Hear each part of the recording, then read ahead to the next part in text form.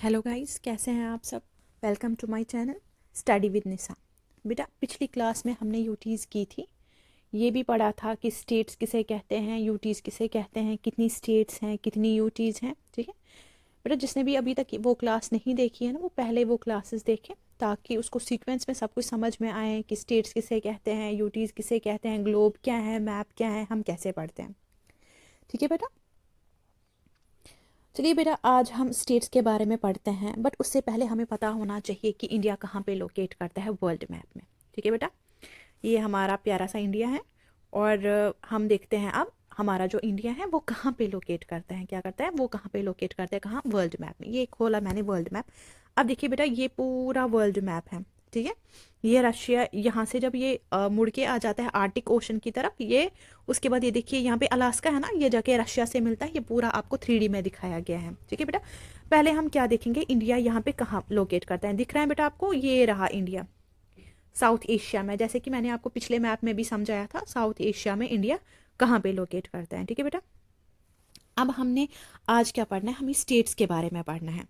India के states को हमने कैसे डिवाइड किया। देखिए बेटा, सबसे पहले हम ये देखेंगे कि इंडिया के स्टेट्स को हमने क्या किया है, डिवाइड किया। जैसे मैंने अभी परसों आपको बोला कि इंडिया के पॉलिटिकल मैप को हमने स्टेट्स और यूटीज़ में डिवाइड किया। अब हमने इंडिया के स्टेट्स को भी डिवाइड किया है पार्ट्स में। ठीक है, रीजन्स में। रीजन्स का मतलब क्या होता है, हमने रीजन्स क्यों पढ़नी है, रीजन्स क्या होता है, वो मैं आपको अभी बताऊंगी। ठीक है, रीजन बेटा, रीजन का मतलब होता है एक बड़ा एरिया जिसमें मिलती जुलती चीज़ें होती हैं। जैसे जैसे लोकेशन उनका सेम हो, वेदर में मतलब सिमिलैरिटीज़ हो, लैंग्वेज में सिमिलैरिटीज़ हो, या कल्चर एक जैसा हो। सिंपली एक एरिया का ग्रुप हो जिसमें ये चीज़ें कॉमन हो। ठीक है मैम, अब हमें रीजन्स क्यों पढ़नी है बेटा, रीजन्स इसलिए पढ़नी है क्योंकि इंडिया में जो है 28 स्टेट्स हैं। कौन सी स्टेट कहाँ पे हैं, किस स्टेट में कैसी वेजिटेशन होगी, याद रखना थोड़ा मुश्किल हो जाता है ना। इसीलिए हम इंडिया को डिवाइड कर करके पढ़ते हैं, ताकि अगर कल को हमें कोई बोले कि मध्य प्रदेश में कैसी वेजिटेशन है और छत्तीसगढ़ में कैसी वेजिटेशन है, उनके बॉर्डर पे कैसी वेजिटेशन होगी, हम लोगों को याद करने में बिल्कुल आसानी हो। जैसे कि अगर आप लोगों ने पढ़ा होगा कि नॉर्थ इंडिया में जो है वो पूरे माउंटेन्स ही माउंटेन्स है, लेकिन जो हमारा सेंट्रल इंडिया है वहाँ पे अच्छे खासे प्लेन्स हैं हमारे, जहाँ पे हमारी अच्छी खासी वेजिटेशन होती हैं। जो साउदर्न वाला पार्ट है वहाँ पे ज़्यादा कोस्टल एरियाज़ हैं। ये अगर आपने पढ़ा होगा, या नॉर्दर्न इंडिया में जो है वहाँ पे कैसा मौसम है, वहाँ पे कैसी वेजिटेशन होगी, वहाँ पे कैसा वेदर होगा। इसमें हमें क्या होता है, इसमें आसानी हम लोगों को हो जाती है, हमें हमारे लिए इजी हो जाता है याद रखना और मैप को समझना। ठीक है, अब हम देखते हैं पहले इंडिया को हमने कैसे डिवाइड किया हुआ है। ठीक है बेटा, इंडिया को हमने रीजन्स में डिवाइड किया। ये देखिए, ये पहले हमारा मैप आ गया। ये हमारा पूरा का पूरा मैप है, जहाँ से हमें नॉर्थ टू साउथ दिखाई दे रहा है। पहले हम देखते हैं कि इंडिया को हमने कैसे डिवाइड किया हुआ है बेटा। ठीक है, देखिए मैं बताती हूँ आपको। ये देखिए बेटा, नॉर्दर्न इंडिया, उसके बाद सेंट्रल इंडिया, उसके बाद ईस्टर्न इंडिया, उसके बाद वेस्टर्न इंडिया, और उसके बाद आता है हमारा सदर्न इंडिया और नॉर्थ ईस्टर्न इंडिया। बेटा देखिए, जैसे कि अगर हम कभी भी कोई भी चीज़ पढ़ते हैं उसमें हम नॉर्थ साउथ ईस्ट वेस्ट ये पढ़ते हैं ना, ये चारों चीज़ें कॉमन है। ठीक है, और एक्स्ट्रा हमें क्या पढ़ना है इसमें, सेंट्रल इंडिया। ठीक है, और हमारे जो है यहाँ पे जो ये दिख रहा है ना आपको, नॉर्थ ईस्टर्न, क्या दिख रहा है हम लोगों को, ये नॉर्थ ईस्टर्न, ये वाला पार्ट देखिए बेटा, ये वाला पार्ट दिखा, ये वाला हमारा जो है नॉर्थ ईस्टर्न पार्ट है। इसको हम क्या कहते हैं, इसको हम कहते हैं 7 सिस्टर्स के नाम से भी जानते हैं। आप लोगों को मुझे लगता है यहाँ तक समझ में आया होगा। नॉर्थ मतलब ऊपर वाला पार्ट, साउथ मतलब नीचे वाला पार्ट, वेस्ट मतलब वेस्ट वाला पार्ट, और ईस्ट ईस्टर्न, और ये नॉर्थ ईस्टर्न वाला पार्ट हो गया हमारा। ठीक है बेटा, एक सेकेंड।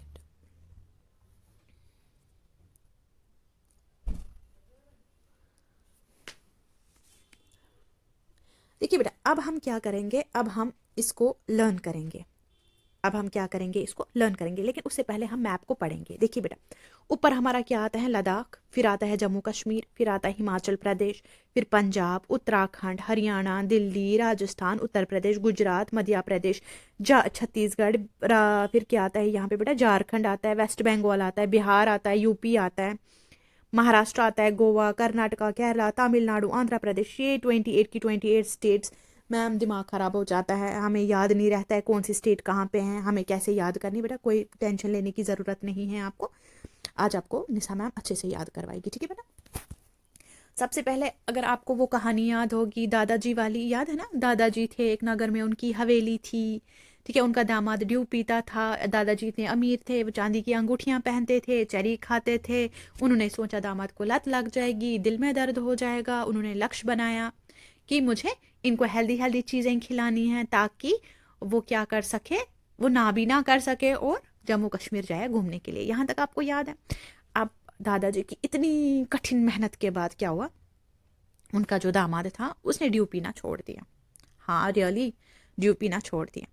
अब उसने दादाजी को बोला, जी ससुर जी मुझे तो जाना है अब जम्मू कश्मीर घूमने के लिए। ससुर जी ने बोला, वहाँ पे क्या है जम्मू कश्मीर में? तो बोलने लगा, क्या बात कर रहे हो ससुर जी, वहाँ पे तो इतने अच्छे अच्छे गार्डन्स हैं, अभी तो नया गार्डन भी आया हुआ है, वहाँ पे टूलिप गार्डन है। बोला हाँ, तो उसमें क्या होता है? बोला दादा वहाँ पे ससुर जी वहाँ पे तो फूल होते हैं। फूल की स्पेलिंग क्या है बेटा? फूल की स्पेलिंग क्या है, कोई मुझे बता सकता है बेटा? PHUL, फूल है ना बेटा, फूल की स्पेलिंग। देखिए एल को आप इग्नोर कर लीजिए, एल को आप इग्नोर कर लीजिए, पी को देखिए, P for Punjab, H for Himachal, you for Uttarakhand. Punjab, Himachal, Uttarakhand. ठीक है। वो जब जम्मू कश्मीर गया घूमने के लिए, उसने देखा फूल ही फूल है, हर जगह पे फूल ही फूल है।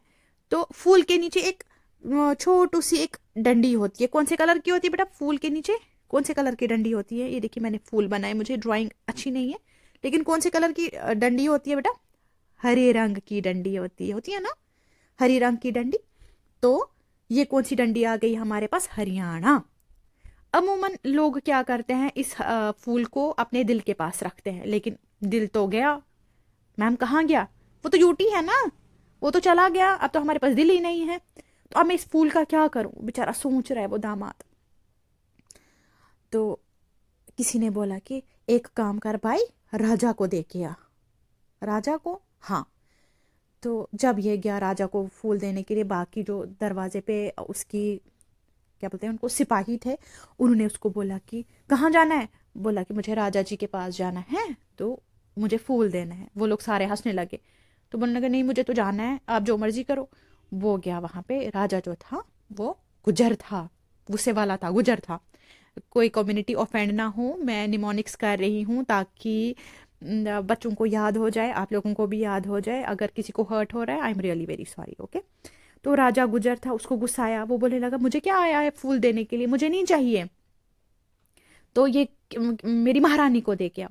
उसने तो पूछा ही नहीं आपकी महारानी का है। उस बेचारे को थर थर थर थर कांप गया, तो वो निकल गया वहां पे, चलता गया चलता गया चलता गया। उसने किसी से भी नहीं पूछा कि महारानी कहाँ रहती है। वो गया, नदी पार की। नदी जब उसने पार की, वहां पे बेचारा बहुत सफर किया। उस जमाने में कहाँ होते थे, राजा महाराजाओं के जमाने में इतने चप्पल वगैरह। दादाजी तो अमीर थे, लेकिन एक ही चप्पल दी थी उसको, वो भी फट गई बेचारी। तो उसके पैर में थोड़ा सा वो कांटा चुभ गया, और उसको क्या हो गया, पैर जो है उसका 36 किलो का हो गया, बढ़ गया 36 किलो का। जब वो चल रहा था, पैर 36 किलो का लेके लेके लेके वो बेचारा झाड़ियों में फंस गया उसका पैर। वो उसको बाहर निकालने की कोशिश करे, तो कोई बंदा बोल रहा है, क्या कर रहा है, कहाँ से निकाले? वो बोल रहा है, भाई देख तो ले, मैं ऊपर से तो खींच रहा हूं ना इसको, ऊपर से खींच रहा हूं, बाहर निकाल रहा हूं, ऊपर से खींच रहा हूं। ठीक ठीक है बेटा, यहां तक देखिए। PHU पंजाब, हिमाचल, उत्तराखंड। हरी डंडी हरियाणा। यहां तक समझ में आया? राजा क्या था, कहां पे गया वो? दिल पे रखने के लिए। फिर किसको दिया? राजा को। राजा क्या था? गुज्जर था। उसके बाद उसने क्या किया? नदी क्रॉस की। बेटा मध्य प्रदेश के लिए मेरे पास कोई निमोनिक नहीं है, आप ऐसे नदी से मध्य प्रदेश ऐसे याद रख सकते हैं बेटा, ठीक है। तो मदी से मध्य प्रदेश। तो जब चलता गया नदी क्रॉस की, पैर में कांटा चुभा, तो कितना हो गया? 36 किलो। वो कहाँ पे फंस गया? झाड़ियों में फंस गया। वो क्या करने लगा? उसको बाहर निकालने लगा। कहाँ से निकालने लगा? ऊपर से निकालने लगा। यहां तक समझ में आया आपको? यहां तक समझ में आया? फिर से बताती हूं। फूल PHU पंजाब, हिमाचल, उत्तराखंड। कहाँ रखा? हरी डंडी। हरी डंडी किसको, फिर किसको दिया फूल? राजा को। राजा क्या था? गुजर था। नदी क्रॉस की, 36 किलो का पाँव हुआ, झाड़ियों में फंस गया, बाहर से निकाला, ऊपर से बाहर निकालने लगा ना, ऊपर से खींचने लगा। बेटा मैंने कल कमेंट्स में डाला था कि पूरा मैप करवाऊँ कि आधा ही मैप करवाऊँ, ठीक है। लेकिन मुझे जो बच्चों ने बोला मैम आधा ही मैप याद करवा दीजिए अभी फ़िलहाल, तो आधा हम इसका कल करेंगे, ठीक है बेटा। फ़िलहाल आपके लिए ये अभी रिवाइज़ करना बड़ा मुश्किल होगा, आप टेंशन नहीं लीजिए। एक दो बार इसको वीडियो को देखेंगे, आप इसको सुनेंगे, आपको आराम से याद हो जाएगा। मुझे लगता है मैंने इतने आसान तरीके से आपको बोला कि आपको ये याद रहेंगी ये चीज़ें। मैंने यूटीज़ के साथ ही स्टेट्स को भी कनेक्ट कर दिया, ठीक है। तो मिलते हैं कल 7 बजे। तो क्योंकि मैंने पहले ही बोला था आपको कि मैं 9 बजे वीडियो अपलोड करूँगी, लेकिन अब बहुत सारे बच्चे हैं कि जो सो जाते हैं, उनको कल स्कूल भी जाना पड़ता है। तो बहुत सारे बच्चे बोल रहे थे मुझे मैम हमें स्कूल जाना पड़ता है, तो थोड़ा वीडियो जल्दी डाल दिया कीजिए। तो अब 7 बजे मैं शाम को हर रोज़ मंडे से फ्राइडे तक हर रोज़ और 7 बजे वीडियो अपलोड करूँगी। तो आप इसको अच्छे से देखिए और अच्छे से सीखिए। एक नोटबुक पे इन चीज़ों को नोट कर लीजिए, ताकि आपको जब भी ज़िंदगी में कभी मैप्स की ज़रूरत पड़े पढ़ने के लिए, तो आप आराम से इसको पढ़ सकें। और ये खाली एक बच्चों के लिए ही नहीं है, बड़े भी देख सकते हैं, बड़े भी पढ़ सकते हैं। क्योंकि मैप याद करना तो सबके बस की बात नहीं होती है, बड़ा मुश्किल होता है, लेकिन निशा मैम ने इसको बहुत आसान कर दिया सारे बच्चों के लिए, ठीक है बच्चा। ठीक है, रखिए ध्यान अपना। Take care, good bye.